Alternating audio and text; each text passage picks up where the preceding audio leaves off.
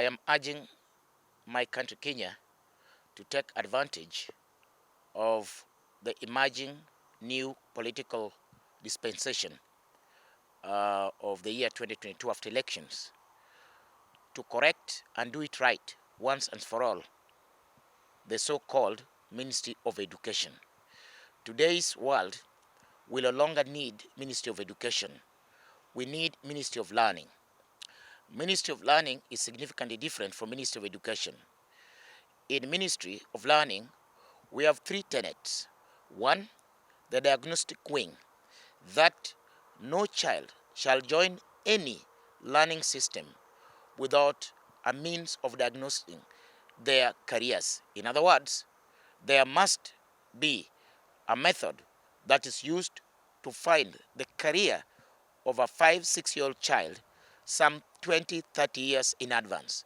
That means the Minister of Education must be in a position to tell the parents that your child that is entering class 1, grade 1, I know in 30 years' time, your child is going to be a doctor.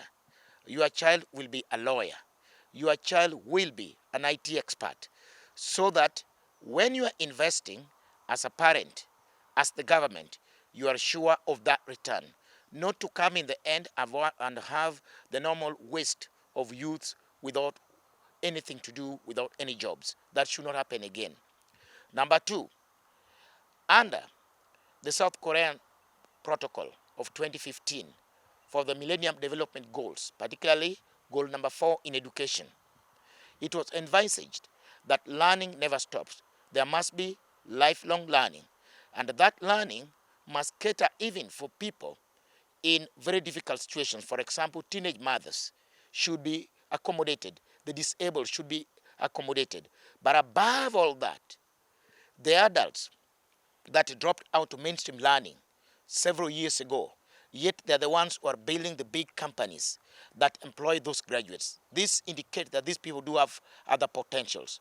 So again, for the adults, we shall now have what we call the life achievement and the experiential wing of the learning process. That means adults do not have to be forced to sit in class with children their own, the age of their own children or the age of their grandchildren. Adults must be placed first, number one. They will be assessed and evaluated for their prior experiential credits. That an adult who is 56 years of age dropped out of primary school, that person has potentials in other ways in terms of life achievement and in terms of work experience. Those credits must be evaluated prior to them joining any learning system. And learning shall now be based on credits. For example, a bachelor's degree shall be 150 credits. So if you evaluated an adult and you found that adult already has 106 credits, you can see very little remains for that adult to do in the form of a project, which means it can create a new enterprise or it can be able to improve what is existing. Finally, the formal learning, or the normal one called academics, shall not go away. In the Ministry of Learning setup, the formal learning, we should be able to clear them over time. And so the formal learning shall continue because it is still also important to provide what is called the enrichment, which forms the fabric between the first two that I've mentioned.